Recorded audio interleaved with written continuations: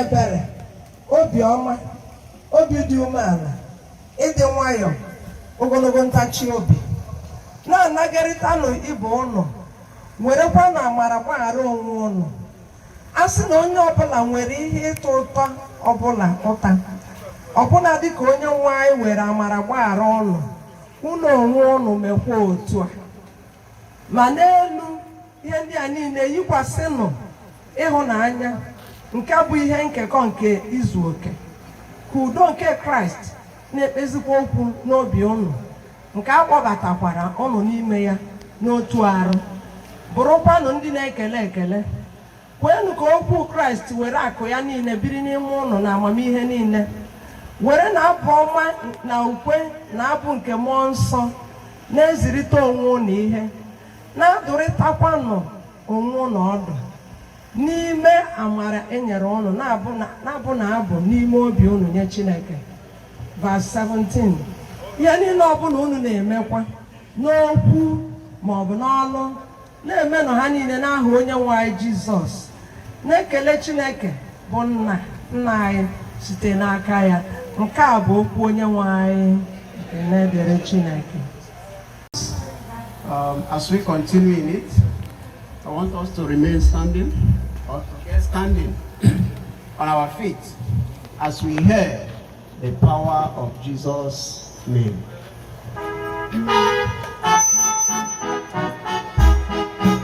Oh, Jesus' name, just rejoice for His name, just rejoice for He was my royal God.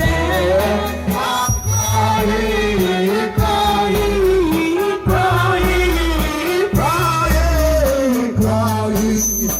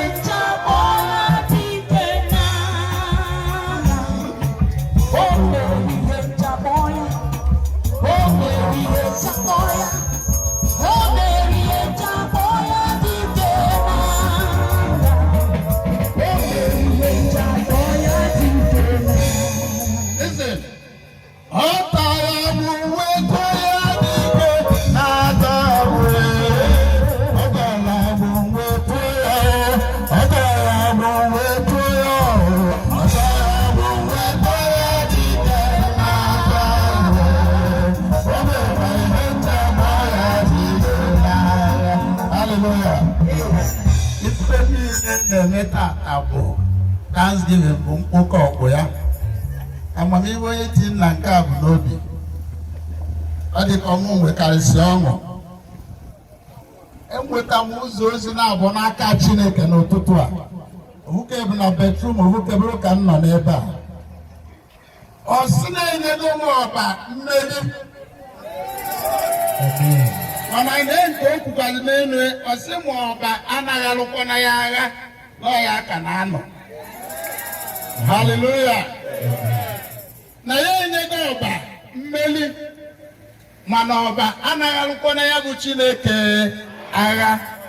Aya kan ya ka ji agha. Ndị nọ n'ebe a na-akpọ ofu afa Chinedu na-asị ogene egwu abata nnesi Onedum n'ụzọ ndụ komembe binedoro ikodoro nnaga imedum n'ụzọ ndụ komekezi binedoro nnaga. Hallelujah. Enyego m n'ukwu egwu ozienu ka anyị nụrụ ọya na ekele ka anyị na-enye Chineke. Onedum n'ụzọ ndụ komekezi binedoro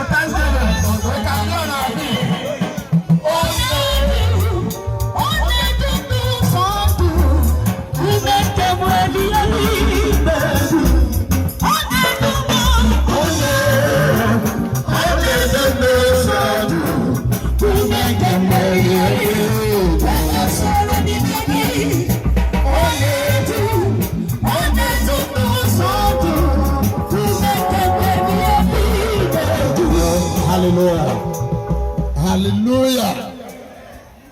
Asị na onye gba mgba na arọ mgba ana m ekwu okwu a mgbe ọbụla ife anyị bịaba ekene etinye ofu nwoke na-ege ntị. Praise the Lord. Na anyị ji ekene wee bịa nkwụsị a nke a dịnụ ready don't be disorganized. Ọ na-agụrụ m eji m ekene wee bịa na nkwụsị okwu kịta. So o wee bụ na ọba ewolu idu ọba tinye n'aka onye a na-akpọ Chris Emelie ọbata mebe asị na onye a na-emebe nke ndị ụka ewee chọọ ka akpapụ ya Chineke dupuo ya. Anyị bido ka anyị rọpụta onye ya edugide anyị wee ruo mgbe Chineke ya akpọrọ ya achụ na ọmeme ọ na-anụkwọ ntị anyị yoyo sa anyị nugido ọnọkata David rapụ ọba jewala ụlọ onwe ya. Praise the Lord. N'ala onwe ya ebe sọ ya ọ dịkata na-achọ David na-akwanụ nwoke na ọ dị ka o jere ebe a na-azụ atụrụ ayọgide ndị na-ayọ ọgba nkịtị ọnọkata ife David na-ezi pụta ọnata bukọsịrị ngwa agha eji m anya wee fụ ọ bukọsịrị ngwa ọgụ asị na ọgba ka o ya ebi amara n'oge mee ka o wedịkwa mma amara n'oge mee n'oge mee ka o wedịkwa mma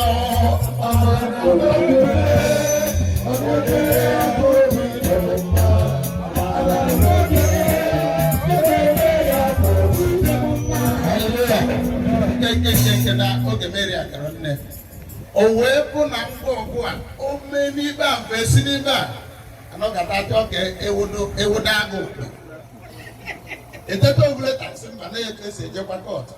Thank God for one professor of law mụ na amara ọfụma mụ na ya dị na mmadụ nne nwee ike ha maka leta edeta sha leta ọdọkwa ya na-eje kọt ọsị mụ gbabakwọ n'ibe ha bụ ọnwụ ndị ọzọ na nke a n'ọkwọ chọkọ mmadụ aba n'ime nsamba na onye mụ na ya wee bodogwu ọsị m mba na ọ bụrụ etu a na-abịa nye kọndishọn ya ezigbo ya ọ bụ na ọ dịrọ pọsịbụl ozugbo awesị ediwe na o nwere ibe emewe ka ọ dịzie nesi arịa mgbe nwa ugbo nchekwa na obere okwu anọkọtafa were akwụkwọ bịa na be igwe were akwụkwọ si nọ nke nsị nwa ya sayịrị onye anya akwụkwọ aba n'ime nwere ọsọ ọma. Praise the Lord. I am the Father. We are the Father. As the Lord has said. We are the Father. We will never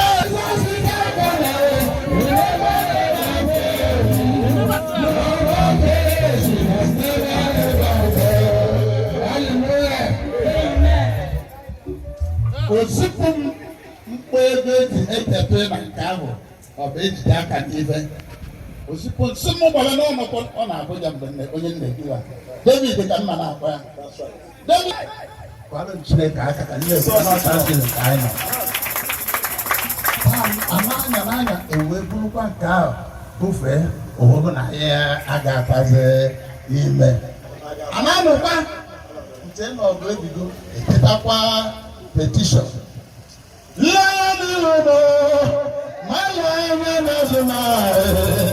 Hallelujah. Naya na karibo, malaya na teto. Nambola na Ezeokpoko na madabo. Ye kansina chere dem. Anawi gawe.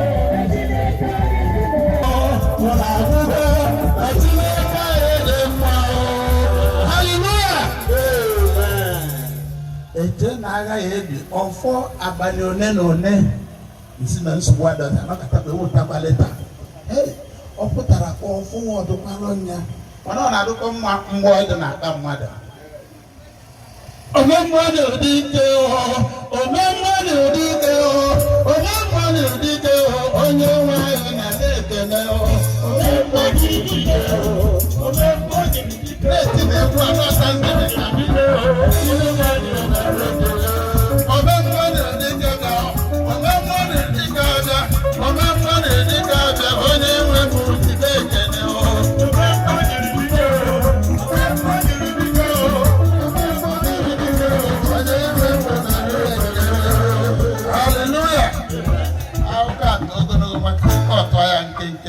maka ife ndị ọzọ anyị nwere ewee bịakwa edegide petishọn mana onye Chineke nye wisdom ọ nnukwu onyinye ka ọ bụ mana ọ bịakwanye wisdom nyere ibe n'ime ebe a na-akpọkwa ya aba na-eme anya ọfụ ebe m na-ekwu n'ime ebe a defense the one that answered powerful enye ya odogwu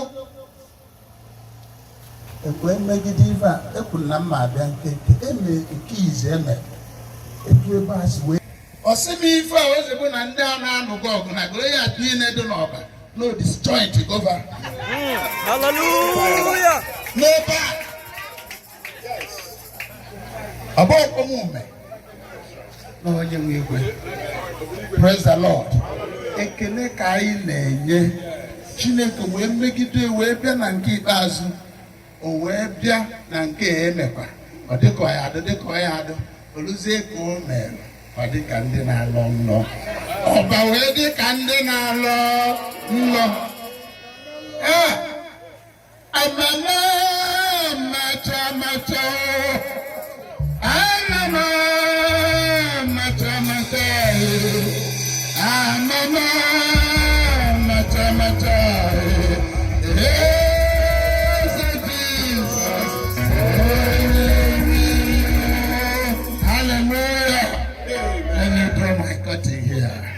for Jesus.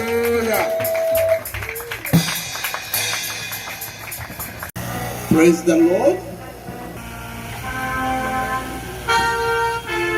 As we take in 3.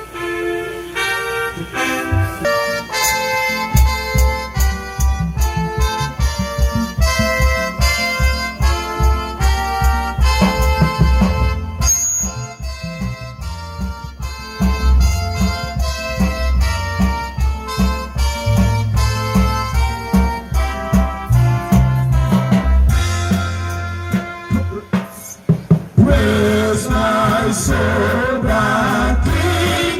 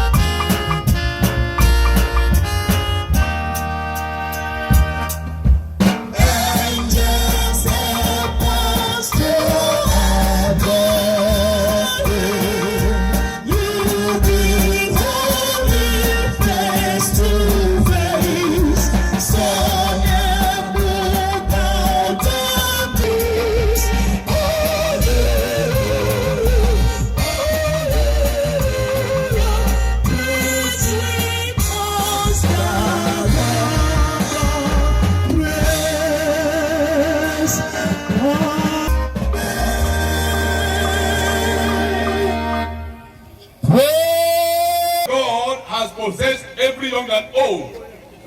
Let's wave unto him. Let's wave unto him. Let's wave unto him. Our God is good. Our God is good. And his mercies endure forever. Amen. Amen. We give him all the praise. Everyone here, you're welcome. Igwe, you're welcome. The Ndiche and chiefs, all the people, you're welcome. We are here to celebrate the faithfulness of God over this land. To him alone be the glory in the name of Jesus. Oh no, we are welcome. God bless every one of you.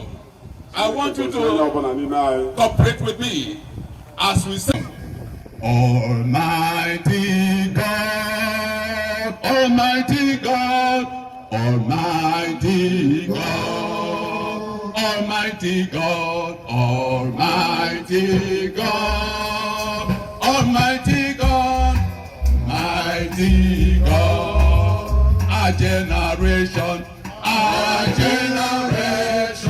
shall praise your name. Our generation shall praise your name. Our generation shall praise your name. Our generation shall praise your name. And a plan, and an execution of their plan in the name of Jesus. And that the future generation will keep on worshiping you, Lord, until the coming of our Lord Jesus Christ. Blessed be your name, Father. In Jesus' name. Amen. Amen. Praise the name of the Lord. Hallelujah. And my choker is in 2 Samuel chapter 5, from verse 1 to 3. We will live mgbado ukwu anyị dịka okwu Chineke si mee ka anyị mara na ntọala niile ya tọgburu bụ n'okwu Chineke ka eji wee tee. Ọ dịghị ntọala nke ọbụla ga-eguzo ọ bụ nke a tọrọ n'elu nkume ahụ, nkume mgbe ebi ebi Kraịst. Ana m achọ ka anyị kọpụta na akwụkwọ Igbo ka o wee bụ onye ọbụla na ntị. 2 Samuel chapter 5 verses 1 to 3. Ebe anyị ga-agụ akwụkwọ abụọ nke Samuel isi nke ise malite na amaokwu nke mbụ wee ruo na nke atọ. Ọ sị, ebo Izrel niile wee bịakwute David ruo Hebron wee sị, lee, ọkpụkpụ gị na anụ arụ gị ka anyị bụ. Na mgbe gara aga, mgbe Sọl bụ eze anyị, gị onwe gị bụ onye na-edupụ na onye na-edubata Izrel. Jehova wee sị gị, gị onwe gị ga-azụ ndị m bụ Izrel, onwe gị ga-abụkwa onye ndu Izrel. 3. Ndị okenye niile nke Izrel wee bịakwute eze ruo Hebron. Ha na eze bụ David wee gbaa ndụ n'ime Hebron n'iru Jehova. Ha wee tee David mmanụ ịbụ eze Izrel. Nke a bụ okwu Chineke. Praise the name of the Lord. Hallelujah. Tata anyị zukọkwara ebe a tupu ezukọkwuru mbụ nke taa bụ nke mmezu ya dịka okwu Chineke si dị. Chineke nwere usoro. And usoro Chineke ka ọ na-abụ esogide na-aga mmadụ ama aba n'ọmụ. Ma mgbe ọbụla esi n'usoro Chineke wepụ ụgbọ aba n'ọmụ. Ndị okenye na-asị ụgbọ ọnụ ụgbọ gị ọtọ ụgbọ ghara ịba n'ọmụ. Maka na ụgbọ baa n'ọmụ ịdọda afịa ka ọ dọbie ikpedo osisi ka ọ gbajie. So nwee mgbe ụgbọ dị ka ọ bara n'ọmụ ebiwo na-akpa. Chineke wee lụta anyị n'ebere ya wee gosi anyị ebere ya maka ịhụnanya nke ọ hụrụ ọba. Ọ sị na mmehie na ebube nke nọ na ofesi osimiri bụ na ọba ka ọ kwado ịbịa. Mana onye anya gburugburu arụsị na ịkpụ isiara nye mmụọ ọjọọ wee karịa. Chineke wee sị mba na ya na mmadụ amazụ ebube o wee rapịa ọgaba. Mana dịka ebere ya si du obiri akpali mmụọ ndị mmadụ maka oge nlọta nke Chineke ruo gbasara obodo maọbụ ezinụlọ maọbụ mmadụ obido metụta mmụọ mmadụ aka ka ndị mmadụ zaa anya na mmụọ ịma ihe Chineke na-ekwu. obido kpalibe mmụọ ndị mmadụ kpalibe ndị mmụọ dị iche iche ma ndị otu ekpere dị iche iche ma ndị nzukọ dị iche iche ma mmadụ ndị ozi ọma ọkpalibeba mmadụ ma ndị ọ na-ezi ozi na nrọ ma ndị ọ na-agba n'ọfụ ma ndị ọ na-agụ mgbe a na-aga atọlichi n'akwụkwọ nsọ mmadụ ncha wee teta o wee sị na ọ bụ na anyị ga-echi ya kute ya bụ Chineke kpọghachi ya na ọ ga-aza anyị mere ya ebere ka ya bụ Chineke si alụ ọrụ nke ya mmadụ na-edu Chineke alụ ọrụ ya kama ọ bụ na mmadụ nwere nkweta ka ya na Chineke dị mma rapụzi etu Chineke esi welu ya anyị nọ n'ọba ma ka o si wee mee ibunu nke n'onwe ndị amaka ekwu jide onye ndị amaka ekwu jide gara na dungeon ebe nkeba ọnụ abalị 15 Chineke wee sị ya na-enwe m ozi ị ga-ezi ndị ọba ọ bụrụ ihe ezi bụ ozi ama eme ka ị pụta n'ebe a ọ dị akọ na alụ ọ dị akọ n'ife ọ sị na onegharị anya o nwere onye ọfụ Chineke si anọ ya na-ezi ozi eje gwa ndị ọba ka ọba chigharịta chee ya iru ka ya mere ebere o wee bilie ndị otu anyị ndị agha ekpere ibe anyị nọ n'ọba wee gakwu ya wee sị ya nekwa ibi ihe na-ekwu na anyị nọkwa na ya na-akpadobe na Chineke werugo ihu onye ozi ya ọ kwadobe kemgbe before the COVID gwa ya ọ na-akụ mgbọ na-asị Chineke mere anyị ebere Chineke wee lụta ọba na ebere kenenu Chineke ka anyị kele Chineke maka ebere ya si Chineke daarụ maka ebere gị Chineke daarụ maka ebere gị Chineke daarụ maka ebere gị o wee bụ na ọ kpọkewezie ndị ọba ozi ekele dị Chineke na ndị anyị nwere ndị Chineke ji amamife wee chọọ mma n'obodo a anyị nwere ndị na-atụ egwu Chineke n'obodo a anyị nwekwara ndị ihe Chineke na-anụ ọkụ n'obi ewerazie ya bụ na 26 of September 2024 ọba niile wee zukọ na nkwọ wee yọọ Chineke si biko mere anyị ebere na ya eji ego n'ikpere arụsị agwụgwụ na anyị na-akabi ikpere arụsị na ịkpụ isi ala nye mmụọ ọjọọ niile na anyị na-akabi ụbọchị ahụ anyị wee kwuo Chineke ekpere siri Chineke daalụ Chineke daalụ anyị kpee Chineke ekpere mgbe Chineke nyere udo onye ga-ebudo ọgba aghara ọ yi nọ ya igwe anyị ewechie etizikwa ọ dịka Chineke osi ka gosi na ya na-alụ. This was double assurance. Say double assurance. Double assurance. Double assurance. Double assurance. Nke mere n'Israel, nke mere ọ bụrụ na ha ekwetara ewebezi na Hebron ama ncha wee kwetata ọ Hebron ka anyị nọ taa. Otu aka ọ dị. Hebron ka anyị nọ taa. Nyelu Chineke otuto n'ebe kasị elu. Nyelu Chineke otuto n'ebe kasị elu. Chineke ekele dịrị gị n'ebe kachasị n'afọ Jizọs. Ọ bụ ebe nchọ ga ngosi maka Chineke nwere usoro a na-akpọ ya pattern n'oyibo mana usoro ya na-akpọ ya n'Igbo. Ọ dị na Matthew chapter 6. Matthew chapter 6. Ọdịbịa ka emee ihe ị na-achọ dị ka ị si eme ya n'eluigwe ka emeekwa otu a n'ụwa. Nye anyị nri nke ga-ezuru anyị n'ụbọchị taa, gbagharakwa anyị ụgwọ niile anyị ji dị ka anyị onwe anyị gbagharawokwara ndị ji anyị ụgwọ. Amen. Amen. N'ụbọchị nke taa ekpere a bụ nke usoro a ka anyị chọrọ. Ebe Chineke chọgidere nọ ọ sị na na-achọ mmadụ wee chọta onye ga-eme dịka obi esi dị. Ọ gwara ama banyere King David ọ sị na David bụ onye nwe ụdị obi ya bụ Chineke na-achọ. Chineke wee chọgide wee chọta David nke oge ya wee kpọrọ ya. Ife anyị na-ekwuzi Chineke nke pụrụ ime ihe niile ekpere anyị bụ ka alaeze gị ya ka emee uche gị n'ọba ebe a dịka John 14 verse 6. John 14 verse 6. Ọ sị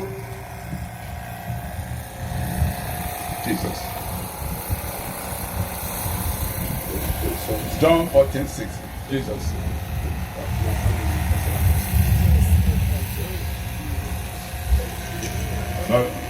This way. John 14:6.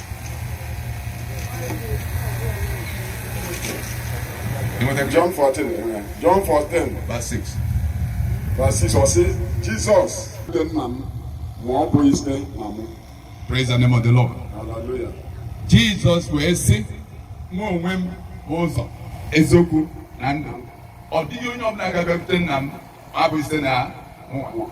Today, I think the title I give to this message is God has a pattern. God has a pattern. God has a pattern. That pattern of God is what will make your ship or your boat, every one of us, the boat of us, to enjoy safety. That's what will make our family, our life, our business to enjoy stability.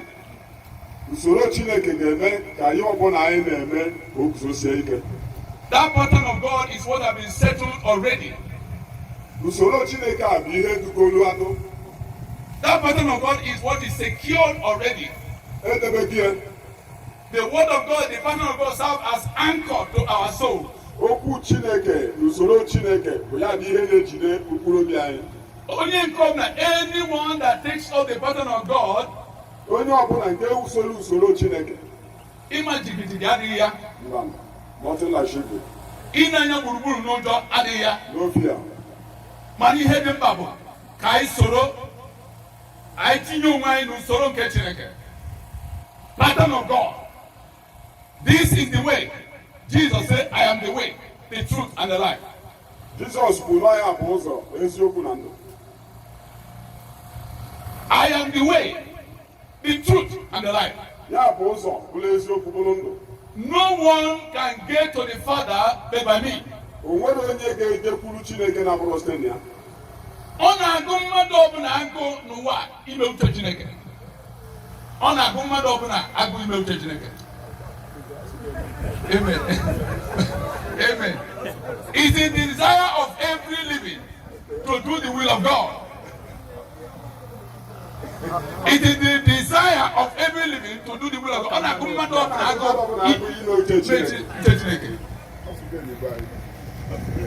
Na ndụ anyị atọrọ ya mana anyị na-achọ ka akwụsị na ndụ anyị mụkwere ya kwụsị. Mgbe anyị na-achọ ka anyị mee ife ọma ọ bụrụ ife ọjọọ na-anọdụ. Ihe ndị a mgbe mmadụ nọ n'ọnọdụ dị etu a ọfụ na ọ bụrụzi ya na-eme ihe dị etu a ka anyị na-anya na Romans chapter 7 from 15 to 25. Romans 7. Nke asaa malite na amaokwu nke 15 wee ruo n'ebe o jere. N'ihi na ihe m na-alụta ka m na-amaghị, n'ihi na ihe m na-achọ ọ bụghị ihe ahụ ka m na-eme, kama ihe m na-akpọasị ihe ahụ ka m na-eme. Ma ọ bụrụ na ihe m na-achọghị ihe ahụ ka m na-eme, ana m ekwenye iwu ahụ na ọ bụ ihe ọma.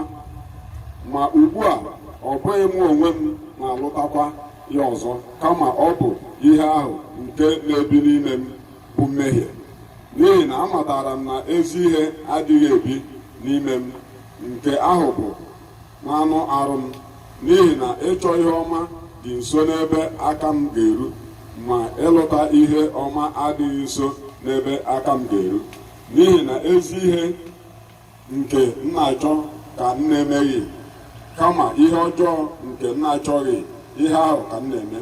Ma ọ bụrụ na ihe m na-achọghị ihe ahụ ka m na-eme, ọ bụghị mụ onwe m na-alụtakwa ya ọzọ, kama ọ bụ ihe ahụ nke na-ebi n'ime m bụ mmehie. Ya mere ahụrụ m iwu a na ihe ọjọọ dị nso n'ebe aka m ga-eru, mụ bụ onye na-achọ ime ihe ọma. N'ihi na mụ na iwu Chineke na-enwekọ obi ụtọ dịka mmadụ ime m si dị, ma ana m ahụ iwu dị iche n'ihe niile dị m n'arụ, n'ebe agha na-emegide iwu nke uche m, na-adọtakwa m n'agha nye iwu nke mmehie nke dị n'ihe niile dị m n'arụ. Mmadụ nke hụjuru anya ka mụ onwe m bụ, onye ga-adọpụta m n'arụ nke ọnwụ a? Ma ekele dịrị Chineke na mgbapụta sitere n'aka Jizọs Kraịst onye nwe anyị. Ya mere otu a mụ onwe m ji uche m bụrụ oru nke iwu Chineke, ma eji m anụ arụ m bụrụ oru nke iwu mmehie. Ife ọjọọ bụ nke ọ na-eme, ana ife ọjọọ na ọ chọọ ịkwụsị ife ọjọọ na ndụ ya. Ihe ọjọọ ọ chọọ ka ọ kwụsị, ọ bụrụ ebe na-agafekwa buru ụzọ gosipụta onwe ya. Ọ na-etinye mmadụ n'ọnọdụ ịta ụta, mana Chineke na-eme ka anyị mara ka anyị ghara ịtagbu onwe anyị n'ụta, kama ka anyị mara na ọ bụrụ anyị ma na-alụ bibia, kama na onwe mmụọ nọ n'ime anyị ka anyị ike na-alụ ya. Ọnọdụ dị ebe bụ ọnọdụ mgbagwoju anya, ọnọdụ imere ebere. O wee na-ajụzi kedu onye ya emenwu ka anyị si n'ọnọdụ mfuju anya na enwere ike iguzogide n'ụzọ nke dị mma. O wee sị anyị nọ Kraịst ka Chineke nyere anyị ka o wee napụta anyị n'ọnọdụ dị etu a. Ekele dịrị Chineke na ọ gbaghara anyị na ọ dapụrụ anyị n'ime ebiri, kama na o nyere anyị ụzọ ndọpụta. Ka anyị si Chineke ekele dịrị ya n'afa Jizọs. Chineke ekele dịrị n'afa Jizọs. Chineke ekele dịrị n'afa Jizọs. O wee chọgide wee chọta oru ya nwoke nke ya eje ije na-egwu ya, nke ga-eje ije na ozu oke site na Kraịst, nke site n'inwe okwukwe na Kraịst. O wee tee ya mmanụ wee chọpụta ị na-eche na agha adị, mana agha bụ agha emerigoro emerie.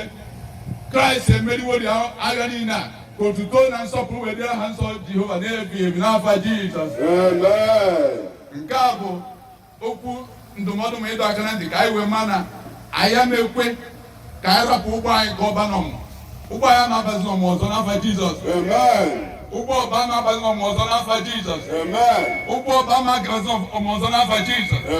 Ka anyị were ọbara Jizọs Kraịst bụ onye kpuchido ekpere nke a ekpe okwu nke agwụ ka Chineke mee ka oguzozie ike n'afa Jizọs. Onye ọbụla tikwe blood of Jesus, ọbara Jizọs, Ọbara Jizọs, ọbara Jizọs, ọbara Jizọs, the blood of Jesus. ọbara Jizọs. Onye si n'ike dị ya, ike dị n'ọbara, ike dị n'ọbara, ike dị n'ọbara. Onye si n'ike dị ya, ike dị n'ọbara, ike dị n'ọbara, ike dị n'ọbara ya.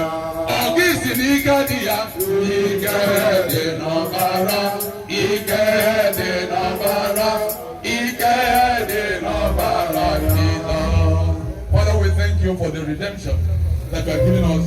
We ask that your good hand will rest upon your servant, that will walk in your fear in all ordinances to your glory in the name of Jesus Christ. You cut a covenant with us.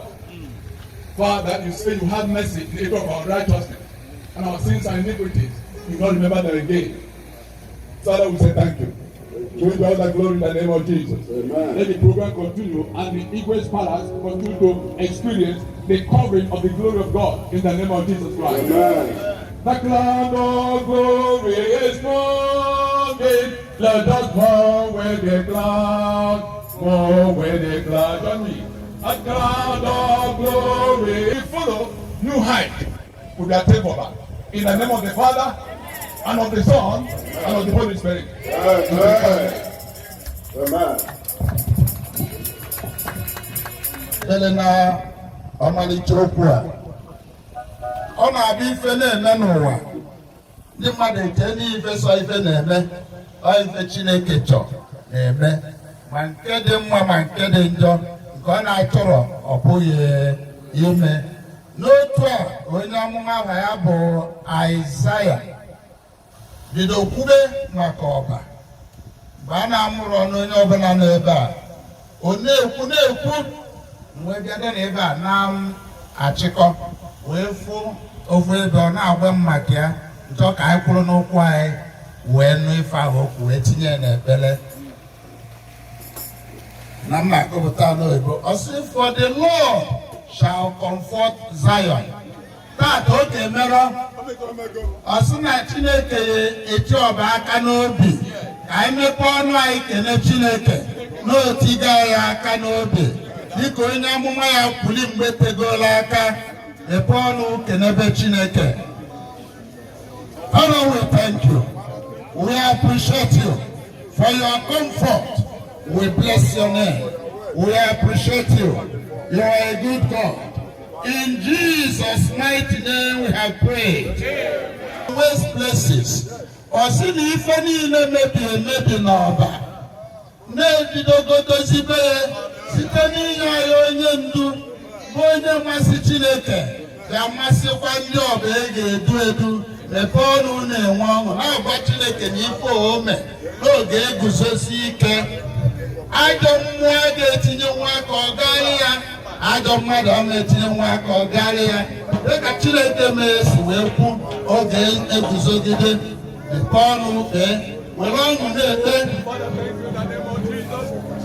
For the prophecy In Jesus' mighty name we are praying. And he will make her wilderness like Eden. Ebe niile kpọ nkụ anyị agbasa mmiri.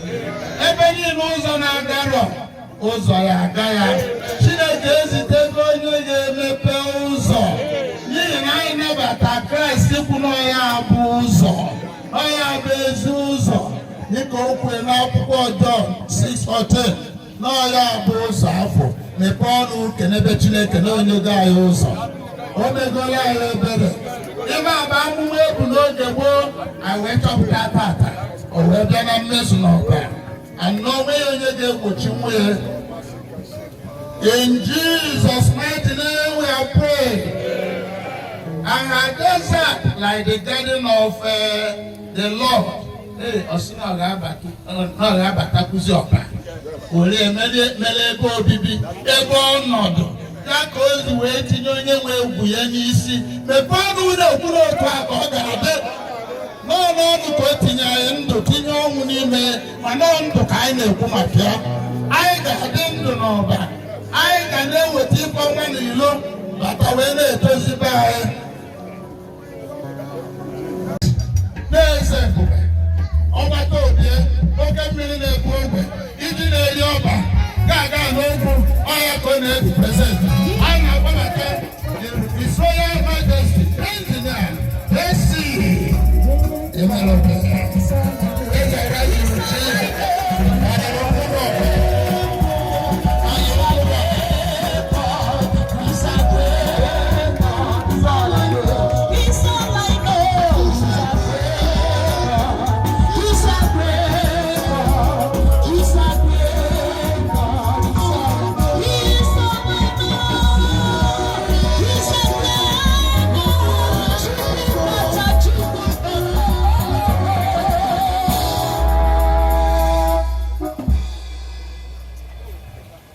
Ọba ekene m ụnụ. Ọba ekene m ụnụ. Ọba ekene so m ụnụ. Ọba praise Jesus. Hallelujah. Ọba praise Jesus. Hallelujah. Praise Jesus. Hallelujah. Okumọba. Ndị ichie na ndị chi. Ezeokpoko. N'ozi Chineke n'ọdụ n'ala. Ezeokpoko. Taa bụ nnukwute ụbọchị. Ụmụnne na ụmụnna m, Presidenti Human Wing OPU ekene m ụnụ. PG ya nọrọ ebe o nwee ebe okwu na-abụ ya na Ọka. Ana m asị ụnụ daalụ nụrụ nne. May God bless each and every one of you in Jesus' name. Amen. Tọzụ na ife eje na ịzọ ndọrọ ọchịchị idu ọba abụrụ obere ife. Ndị maazị na onye na-agba onye gbaa mgba ya arọ mgba anyị fụrụ ife. Mana ọ Chineke ka ụnụ ya na-akpọ ọnịlụ ngụgba. Hallelujah. It's God that is on the Longoba. Onwere onye Chineke wee shiri isi ifele yeme. I am here declaring and proclaiming it. Okwefo, there is God. Afu bife. Ha! Chineke bulodobu. Ka wee gbakọsị aka ofu onye nsi nnọkọtasị ọgị ka mme Is it Chineke or Kame? But I like reference principle. Nkambweme. All the guys in a William Mother. If I my testimony time, before make my proclamations and declarations. So you have been aware not did you want to moya bicon.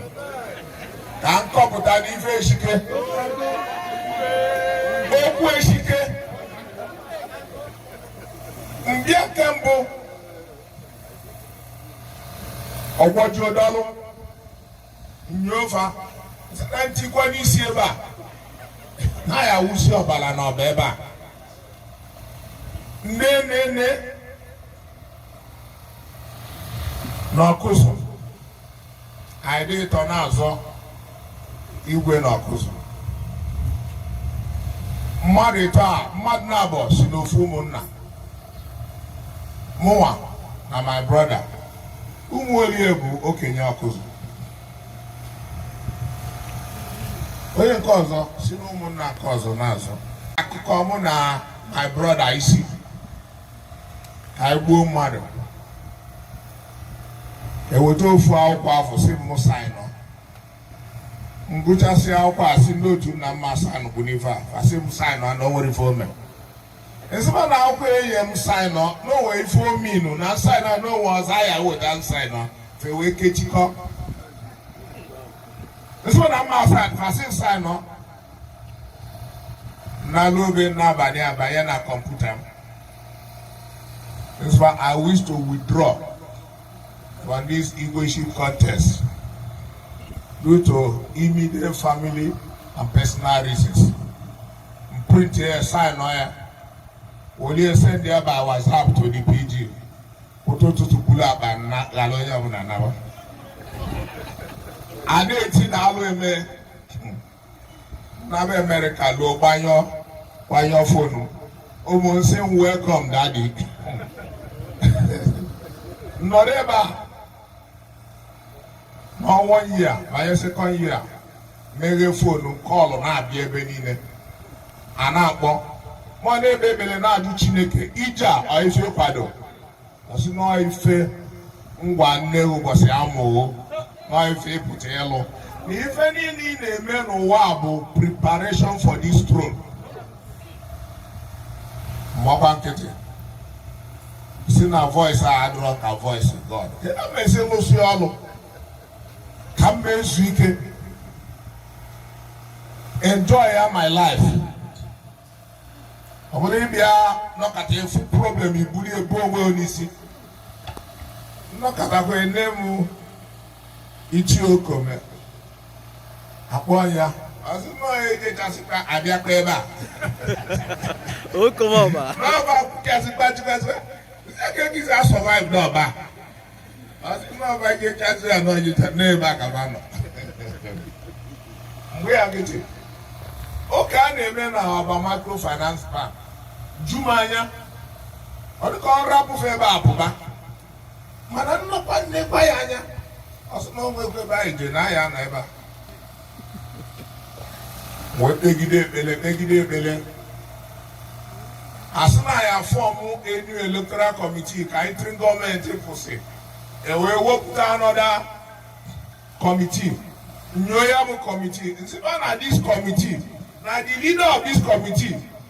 And what other taco as a monataba. No, I have support.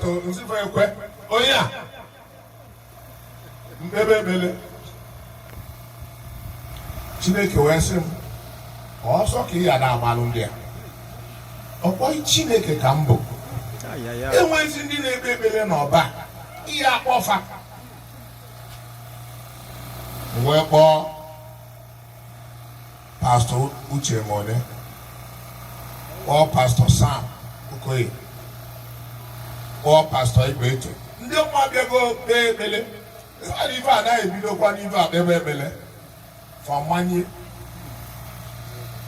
Asuche si no ya kpọkọtazi ndị ọzọ. Ewe bido ekpere.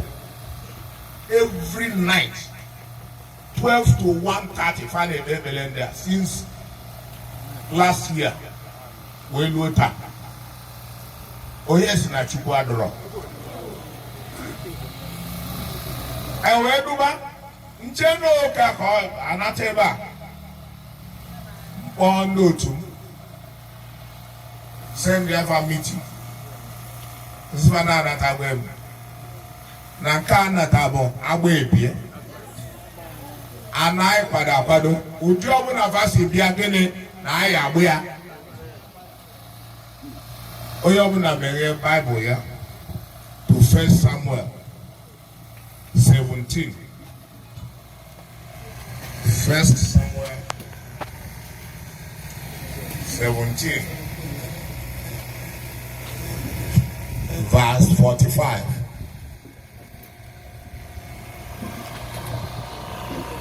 Generally, ma, yeah, go buy an Igbo. Buy no Igbo. 1 Samuel 17 verse 45.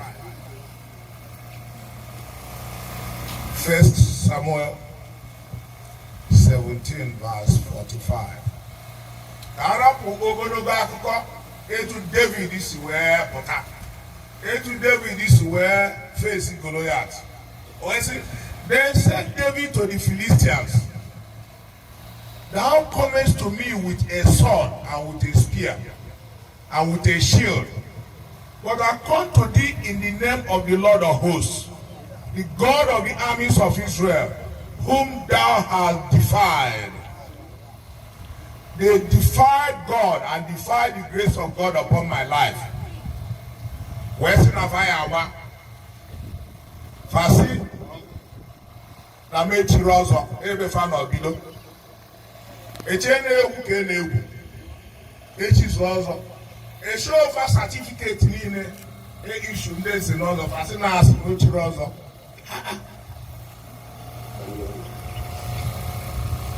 akwụkwọ mbụ nke Samuel isi nke 17 amaokwu nke 45 ọ sị David wee sị onye Filistia ahụ, gị onwe gị na-ewere mma agha werekwa ube werekwa mkpụmkpụ ube bịakwute m, ma mụ onwe m na-ewere aha Jehova nke usuu niile nke ndị agha bịakwute gị, bụ Chineke nke usoro agha niile nke Izrel, onye awụrụ ụta.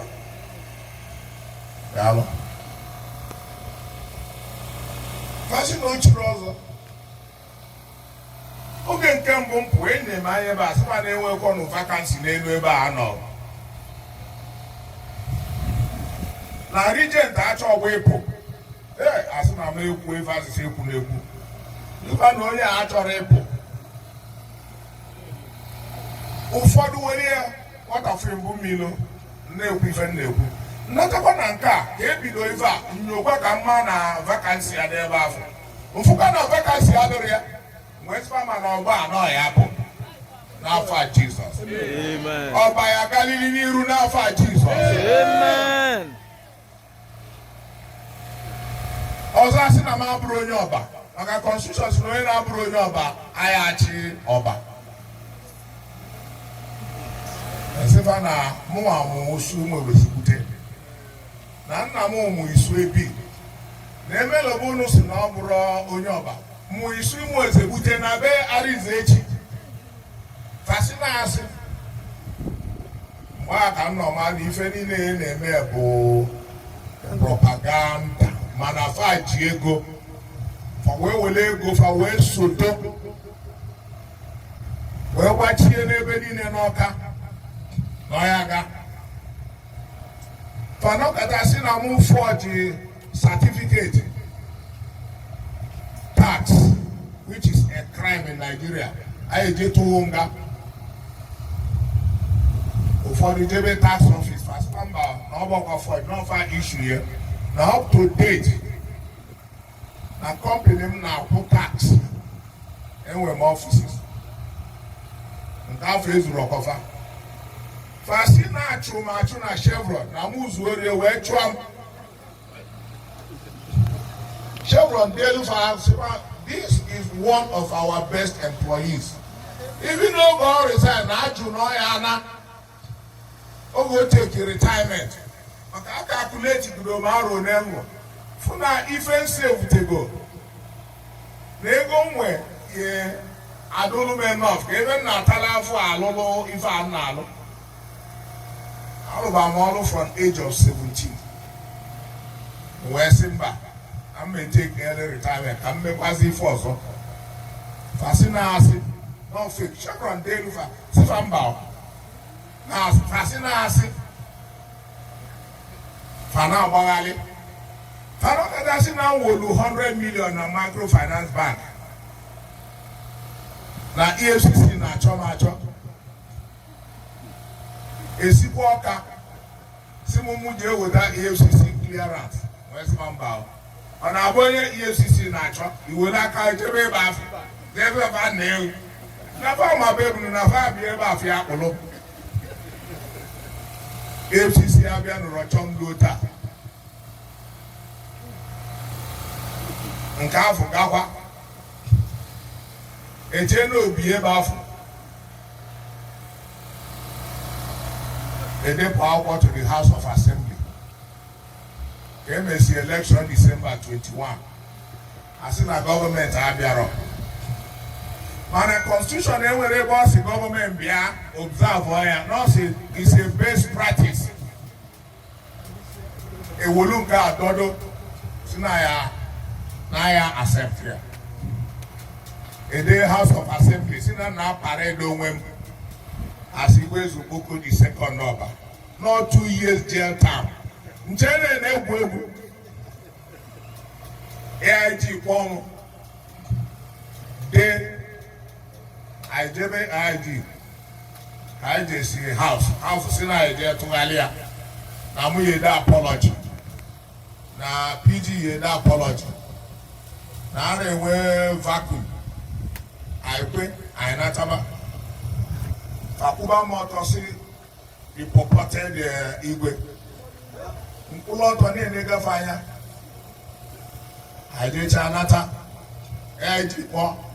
I did bath. As soon as I did statement, As soon as I cause trouble, no back. So I know what trouble I not cause.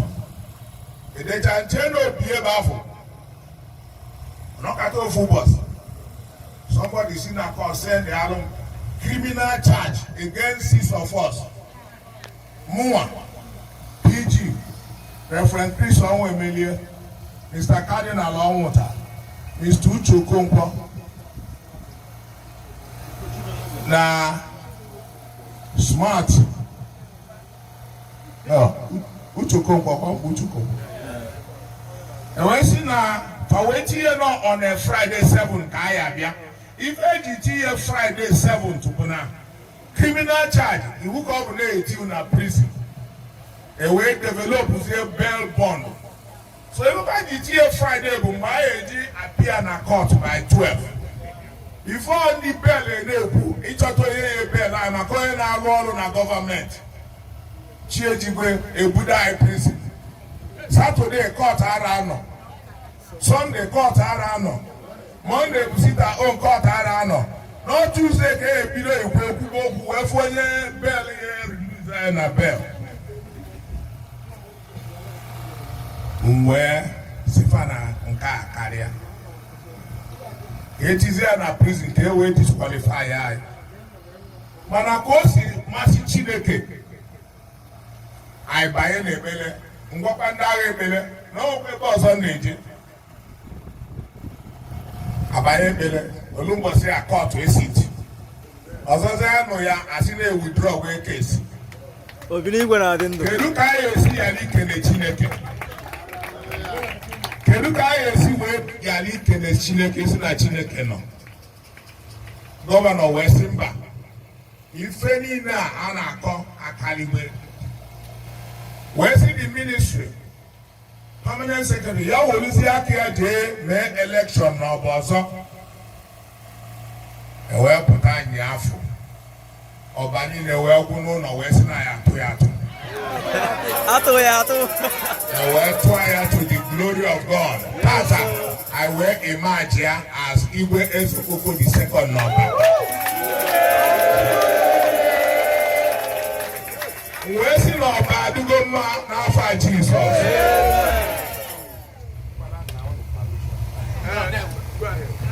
Bible, Jeremiah 1 verse 19. Jeremiah chapter 1 verse 19.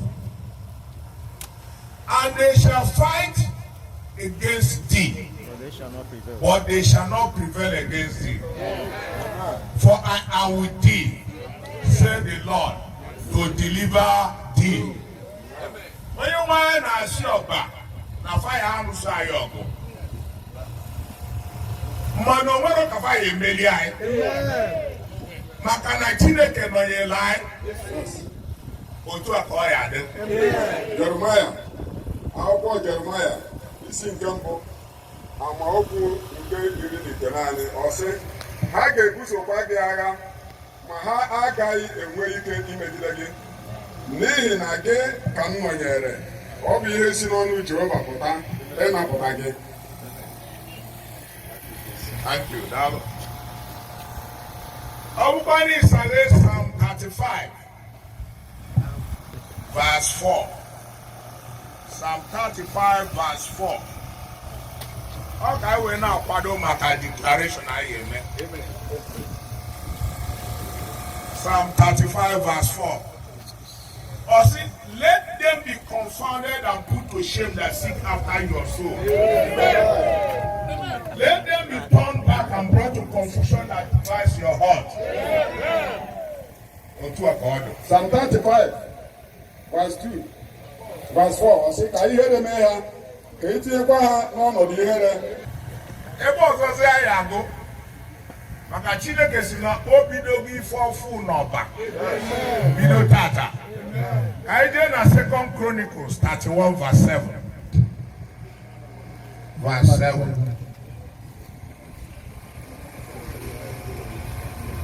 2 Chronicles 31. Go ahead, Igbo. Akwụkwọ ihe mere nke abụọ isi nke 31 amaokwu nke 7 ọ sị n'ọnwa nke atọ ka ha malitere ịtọ ntọala nke ogo ahụ n'ọnwa nke 7 ka ha tibiri ha. Ife ọ bụ ọnwa nke atọ. Ọ ya ka the foundation malitere. Amen. Ife a foundation ntọ na n'aka anyị na-ele taa. Amen. And Chineke malite ije a ọ ya edu anyị. Amen. Chineke amalite ije a ọ ya echebe anyị. Amen. Chineke amalite ije a enye anyị ọganiru na ịfụnanya. Amen. Maka na mgbe Chineke kpọku Abraham wee sị ya ka o kunie wee jee n'obodo nke ọ ga-egosi ya. Ọ sị ya na Genesis 12 verse 3.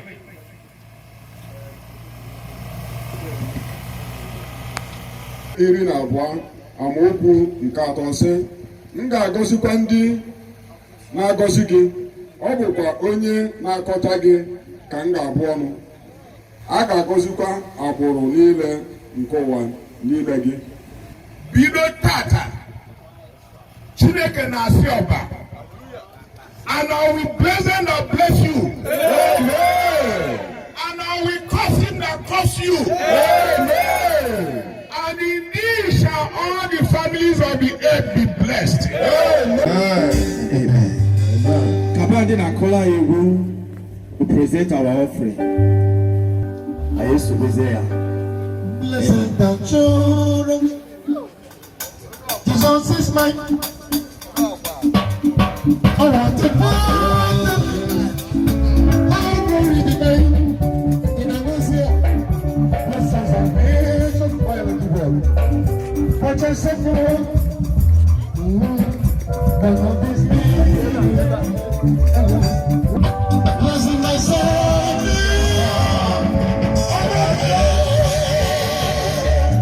This is my story. This is my song.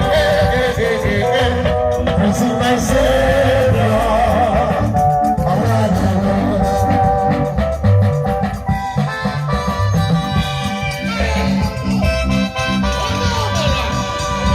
Amen.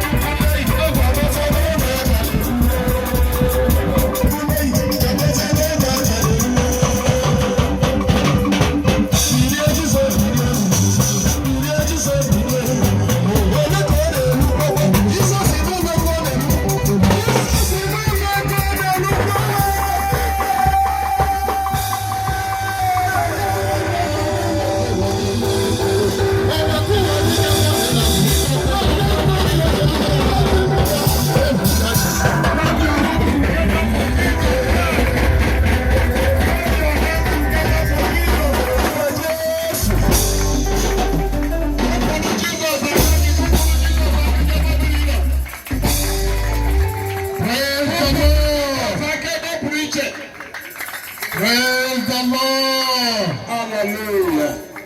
Our time is fast spent. We are about to close. Let's close with this prayer. But Anuma I say Michikwa, Nifa Yanod. Now, Muna and the Hor. Because of Nepese, Pelemichi, Necherupa. I Peluchinek.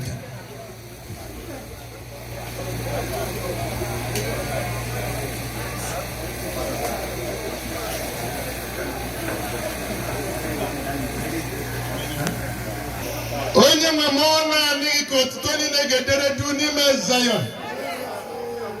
Gị bụ Chukwu onye na-aza ekpere. Ọ gị ka anụ arụ nne ga-agbakute dịka ndị ọgbọ si agbakute n'ụkwụ gị n'ụbọchị taa. Inye gị otuto n'ibuli gị elu maka na ọ gị bụ chi anyị. The Bible said the harm that can happen to a people is not knowing the time of their visitation. Daddy, you gave the body, you showed the signs for record it, and with today, I am Namkabo Ginzutan, Dano, Nantemuke Naganopa. Ayo, Dikonye Kuputu, 9 Futariana, Manambo, Wetegama, you may come to Kaim went to Bina, Gibuchuku, Gezutani. I work for Pokewalo Gapa, you will never tie any Ketani. And a second arrow to Tonepo Dupuna for Jesus. Darren Sepaki Nepine, Igwe, Nkegino Chase Webia, Injewala, Udigwe, and a second arrow to Tona for Jesus. Edema, because you are our God, you are our strength. You are the only true God without iniquity. You are ever faithful. You are ever merciful. Narrow to them. We have gone through the years. How all these problems started. And we saw you one by one the way you took it. And at the end you said, even if we are lawful captives, you say you will take care of us. You took care of us. You fought our enemies.